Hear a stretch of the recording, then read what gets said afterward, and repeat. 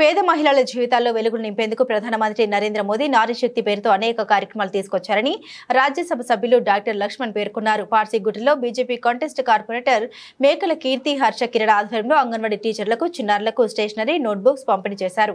ఈ కార్యక్రమానికి ముఖ్య అతిథిగా డాక్టర్ లక్ష్మణ్ హాజరై విద్యార్థులకు, టీచర్లకు స్టేషనరీ పంపిణీ చేశారు. అనంతరం ఆయన మాట్లాడుతూ నేడు మహిళలు అన్ని రంగాల్లో ముందు వరుసలో ఉన్నారని, మహిళలకు వృత్తి నైపుణ్యాన్ని కల్పించి ఆర్థిక సహాయం అందించేందుకు కేంద్ర ప్రభుత్వం కృషి చేస్తూ ఉందని తెలిపారు. ఈ కార్యక్రమంలో మహంకాళి జిల్లా నాయకులు సారంగపాణి, వేణు యాదవ్, పోచయ్య యాదవ్, నాగేశ్వర రెడ్డి, వెంకటేష్ గౌడ్, రాజేశ్వర్, దేవుడి కుమార్, రాము వర్మ, శారద, మల్లేష్, అనిత, అనుష తదితరులు పాల్గొన్నారు.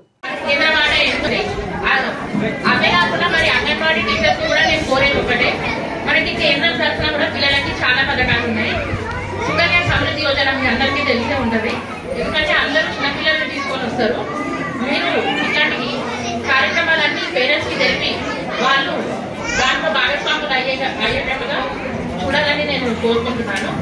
మరి